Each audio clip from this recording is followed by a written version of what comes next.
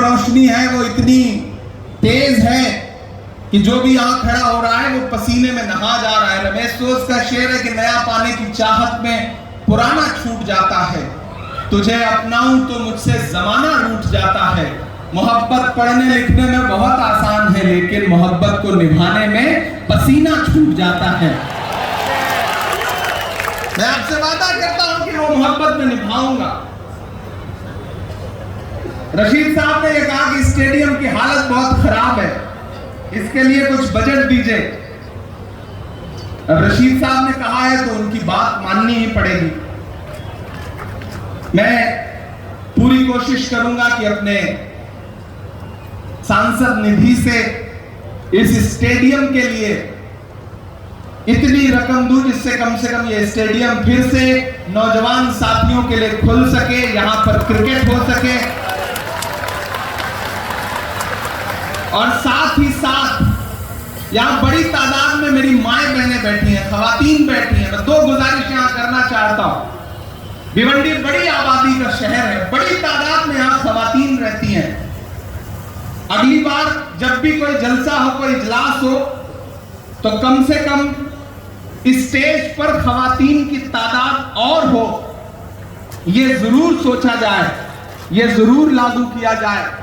दूसरी बात यह कि जब ये स्टेडियम खुले तो कम से कम एक वक्त ऐसा हो कि जब बाकायदा खवातीन के लिए वॉक करने के लिए या फिर उनके टहलने के लिए एक वक्त मुकर्रर किया जाए, ताकि वो बेधड़क होकर के बिना किसी डर के इस स्टेडियम में आ सके, अपने बच्चों के साथ टहल सके, घूम सके। ये जरूर किया जाए। दूसरी एक बात मुझसे कही गई कि यहाँ पर एक लाइब्रेरी है, मोमिन लाइब्रेरी। कुछ साथियों ने उसके लिए डिमांड की है और मेरा ख्याल है कि वो मेरा पसंदीदा काम है। मैं मालेगांव गया तो वहां भी मैंने कहा कि आप लाइब्रेरी बनाइए, मैं लाइब्रेरी के लिए आपको बजट दूंगा। मोमिन लाइब्रेरी एक बहुत पुरानी, एक कदीमी लाइब्रेरी है और उसको रिनोवेट करना हम सबका फर्ज है। उस लाइब्रेरी को बचा करके रखना, अपनी तहजीब को, अपनी परंपरा को, अपने ट्रेडिशन को बचा के रखना हमारी जिम्मेदारी है।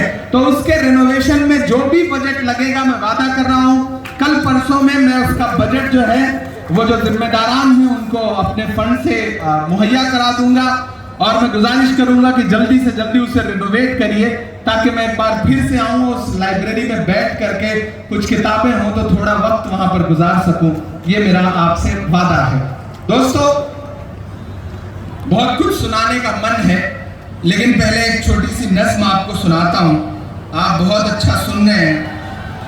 चरागों के सफर में दबदबा हो आंधियों का, तो फिर अंजाम जुल्मत के सिवा कुछ भी नहीं होगा। ये दुनिया नफरतों के आखिरी स्टेज पर है, इलाज इसका मोहब्बत के सिवा कुछ भी नहीं होगा। हम मोहब्बत का पैगाम लेकर के आपके बीच में आए, लेकिन इस मोहब्बत के पैगाम के बीच में हमें हुकूमत से बात तो करनी पड़ती है।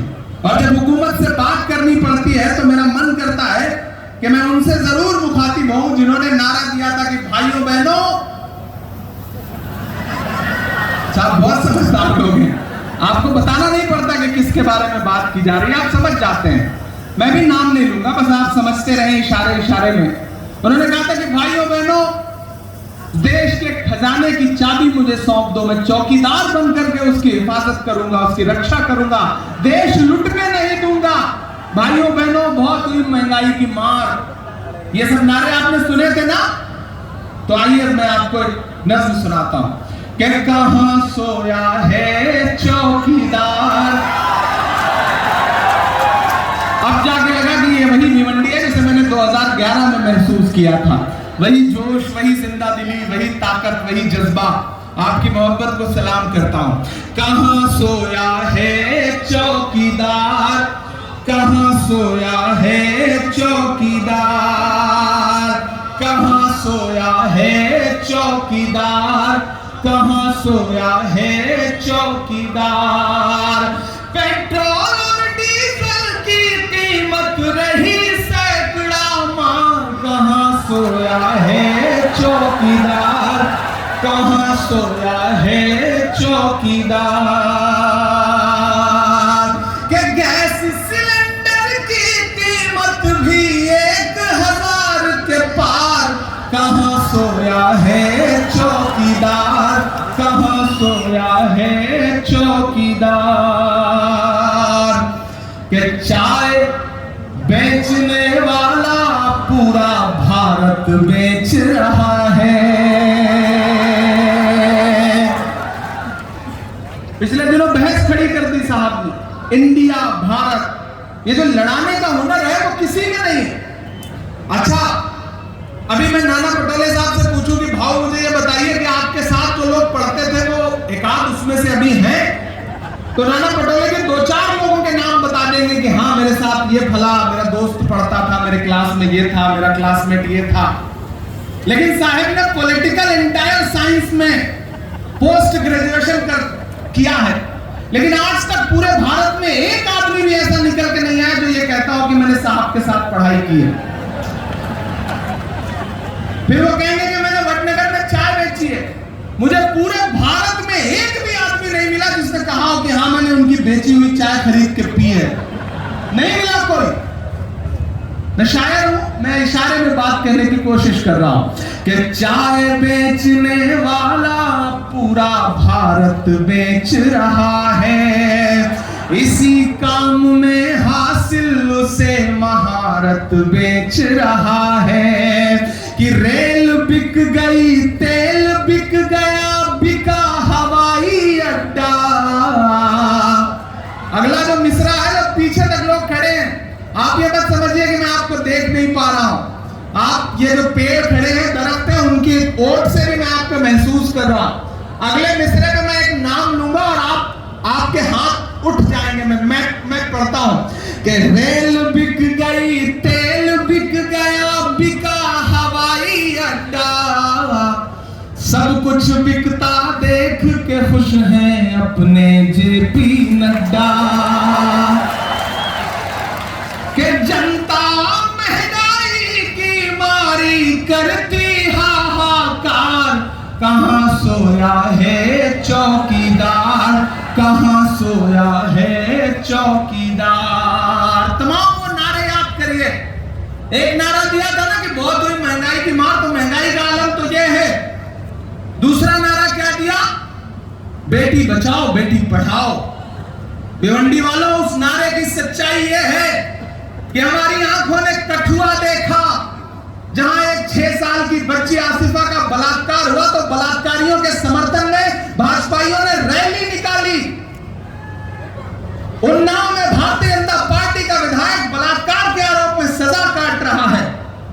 उस नारे की सच्चाई यह है कि लाल किले की प्राचीर पर खड़े होकर के, दीवार पर खड़े होकर के 15 अगस्त को प्रधानमंत्री ने महिला सुरक्षा और महिला सशक्तिकरण पर भाषण दिया और उस भाषण के महज 2.5 घंटे बाद गुजरात में बहन बिल्किस के बलात्कारी न सिर्फ रिहा किए गए बल्कि उनको मालाएं पहनाई गई। यह है उस नारे की सच्चाई। उस नारे की सच्चाई यह है कि हमने हाथरस में रात के 2 बजे जबरदस्ती एक दलित बिटिया जिसके साथ बलात्कार हुआ, उसकी लाश को जलाते हुए देखा। उस नारे की सच्चाई यह है कि ओलंपिक पदक लाने वाली हमारी पहलवान बेटियां जब जंतर मंतर पर इंसाफ के लिए बैठी, तो वहां से 200 मीटर दूर बैठे हुए प्रधानमंत्री जी ने एक भी दिन उनकी चीखें नहीं सुनी, उन्हें सड़कों पर घसीटा गया। यह है उनके नारे की सच्चाई। और अब उनके नारे की सच्चाई यह है कि हमारी आंखों ने वो मंजर देखा जिसे इंसानियत में कभी हम देखना भी पसंद नहीं करेंगे कि मणिपुर में न सिर्फ बेटियों के साथ बलात्कार हुआ बल्कि उनको बिना कपड़ों के हुजूम ने परेड करवाई। यह है उनके नारों की सच्चाई। भिवंडी वालों, उनके नारे कुछ और होते हैं, बातें कुछ और होती हैं।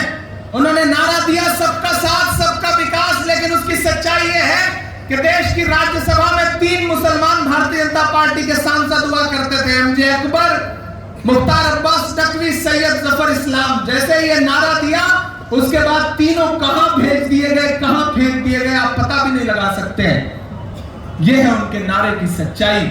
यह है उनके नारे की सच्चाई कि प्रधानमंत्री जी भाषणों में सबका साथ सबका विकास की बात करते हैं, उधर तबरेज अंसारी, मिनहाज अंसारी, पहलू खान से लेकर के, जुनैद से लेकर के, रकबर से लेकर के, मोहम्मद उमर से लेकर के, न जाने कितने लोग सड़कों पर चलते हुए भीड़ के जरिए मार दिए जाते हैं और ये हुकूमत चुप रहती है। ये है उनके नारों की सच्चाई। ऐसे में एक शख्स जिसका नाम राहुल गांधी है, उसने कहा कि नहीं, मैं इस नफरत के खिलाफ खड़ा होऊंगा, डरूंगा नहीं। उसने नारा दिया कि डरो मत। और मैं महाराष्ट्र की सरजमीन को सलाम करूंगा कि कन्याकुमारी से शुरू हुई यात्रा गई तो कश्मीर तक, लेकिन महाराष्ट्र ने जो इस्तकबाल किया, जो स्वागत किया, जो मोहब्बत उस यात्रा को दी है, चाहे वो नांदेड़ की रैली हो या शेगांव की रैली हो, वैसा मंजर पूरे हिंदुस्तान में हमने और कहीं नहीं देखा। मैं महाराष्ट्र कांग्रेस के एक साथियों को इस बात के लिए मुबारकबाद दूंगा कि उस यात्रा का आपने इस तरह से स्वागत किया। मैंने तो उस समय एक डिबेट में बैठा, एक कॉन्क्लेव में, तो एक पत्रकार साहिबा ने मुझसे कहा कि इमरान साहब, आप इस यात्रा के साथ खड़े हैं, आप क्या सोचते हैं? मैंने कहा, ये किसने कहा आपसे आंधी के साथ हूं? मैं गोडसे के दौर में गांधी के साथ हूं। मैं खड़ा हूं राहुल गांधी के साथ कंधे से कंधा मिला करके। मैं चल रहा हूं उनके साथ कंधे से कंधा मिला करके, और आपकी दुआएं मुझे ताकत दे रही हैं। और आपकी ये दुआएं रही तो मैं ऐलान ये कहता रहूंगा कि जो हर जालिम से टकराएगी वो आंधी बनाऊंगा। नए अंग्रेज आए हैं, नया गांधी बनाऊंगा। वो नया गांधी आपके सामने है, जो इस दौर का गांधी है, जो बिना डरे भारत को जोड़ रहा है और लगातार नफरत के बाजार में मोहब्बत की दुकानें खोल रहा है। वो दुकान पहले हिमाचल प्रदेश में खुली, फिर कर्नाटका में शोरूम खुला, और अब मैं यहां खड़ा होकर के कह रहा हूं कि आने वाले दिनों में तेलंगाना, मध्य प्रदेश, छत्तीसगढ़, राजस्थान जैसे बड़े राज्यों के चुनाव हैं। आप देखना कि इन चारों राज्यों में कांग्रेस पार्टी प्रचंड बहुमत के साथ सरकार बनाने जा रही है। बड़े बड़े शोरूम इन राज्यों में भी खुलने जा रहे हैं। इसीलिए घबराए हुए नरेंद्र मोदी जी शिगुफा दे रहे हैं कि वन नेशन वन इलेक्शन, क्योंकि वो जानते हैं कि जब इन चार राज्यों के नतीजे आएंगे तो जो देश में माहौल बनेगा, उसके बाद तो पूरे देश में लोकसभा के लिए राहुल गांधी के नाम की आंधी चलेगी। और महाराष्ट्र वालों, आपके यहाँ के